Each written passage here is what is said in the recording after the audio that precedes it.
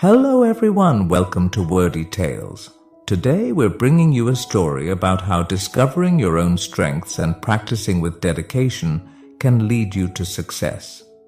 It's a tale that will remind us that we all have unique talents, and with the right mindset we can excel in anything we set our minds to. Along the way, we'll also learn some new words and how to use them in sentences to improve our English in a fun and simple way.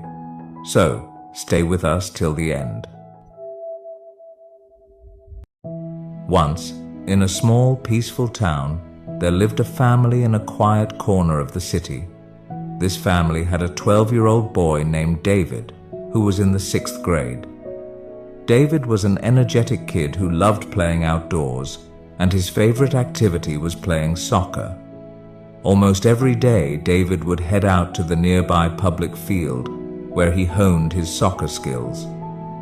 One afternoon, after coming home from school, David slumped onto the couch, looking deep in thought.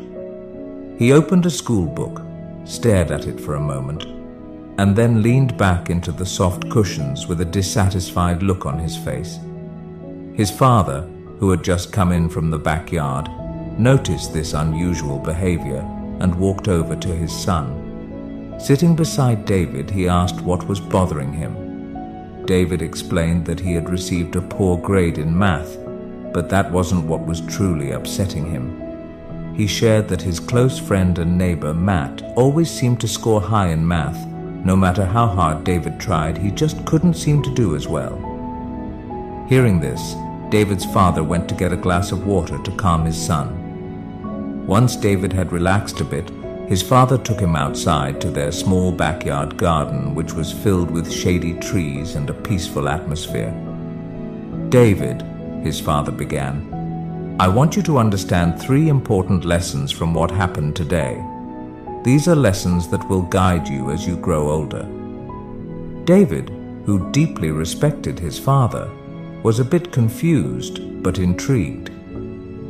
"Can you explain those lessons, Dad?" he asked. "You will learn each lesson one by one, through a challenge I will give you," his father replied with a gentle smile. After a brief pause, his father continued, "For the first lesson, I want you to invite Matt to play soccer with you tomorrow." David nodded, eager to find out what lesson his father had in mind. The next morning, the weather was bright and welcoming, and David went to school with his usual excitement. That afternoon, after school, he invited Matt to join him for a soccer game at the nearby field. As usual, David, who played soccer almost every day, dominated the match. He scored 3 goals, leading his team to a big victory. Meanwhile, Matt, who wasn't very familiar with soccer, struggled. He often lost the ball and made several mistakes. Despite this, everyone who played that day had a great time. Afterward, David cleaned up and hurried to meet his father in the backyard. "Dad, I played soccer with Matt today. What's the first lesson you want to teach me?" His father smiled knowingly and said, "Tell me how the game went." David described everything, from his 3 goals to how Matt wasn't very good at soccer. His father nodded and said, "Look at this, David. Matt may not be good at soccer, but he's great at math. Just like how you might struggle with math but excel at soccer. We're all different, and that's okay. We each have our own strengths and passions." David felt a wave of understanding wash over him. He realized that people are different and don't have to be the same. But, curious as always, he immediately asked about the second lesson. "For the second lesson," his father said, "I want you to pay close attention to Matt tomorrow at school. Keep track of how often you see him counting or working with numbers." The following day, David eagerly went to school, excited to complete his father's challenge. Throughout the day, he quietly observed Matt, noticing how often he was engaged in math-related tasks. After school, David passed the time playing soccer again until his father returned home. That evening, David approached his father and reported his findings. "Dad, Matt was counting a lot today. He was working on math problems, solving puzzles, even calculating things like change during recess, and he even counted the petals on a flower." His father smiled warmly and said, "That's the second lesson, David. Matt is good at math because he enjoys it and practices it often. If you want to get better at something, you have to keep practicing, just like you do with soccer. It doesn't always have to be difficult. You can start with simple things like counting petals on a flower."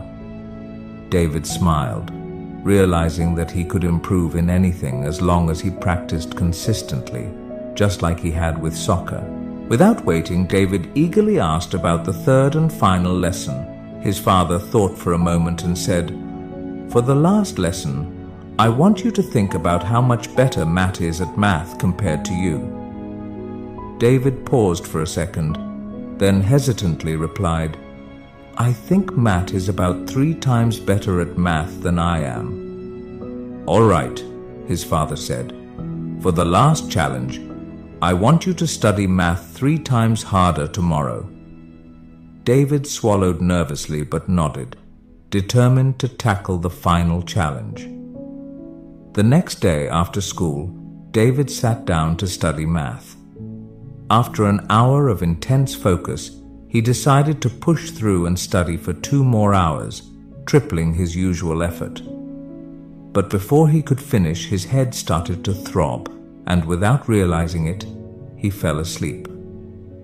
Later, he was gently woken up by his father's soft tap. "Wake up for dinner and meet me in the garden afterward," his father said. Feeling disappointed in himself, David met his father, his head hung low. "I'm sorry, Dad," David said. "I couldn't complete the challenge. I studied so much that my head hurt, and I ended up falling asleep."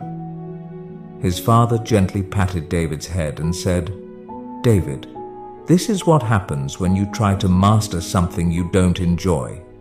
It's hard to stay disciplined and consistent. But when you study something you love, discipline and consistency feel much lighter, just like how you stay dedicated to playing soccer." After a brief silence, his father gave him the final piece of advice. "So, if you want to be smart and become an expert at something, either study what you love or learn to love what you're studying." David, filled with admiration for his father's wisdom, promised to carry these 3 important lessons with him for the rest of his life. Today, we learned new words and sentences through this story. Remember, learning English can be fun when you practice regularly. So keep listening, learning, and growing. Make sure to like, comment, and share how this story helped you improve your English. Thank you for watching, and I'll see you in the next story where we'll continue learning together.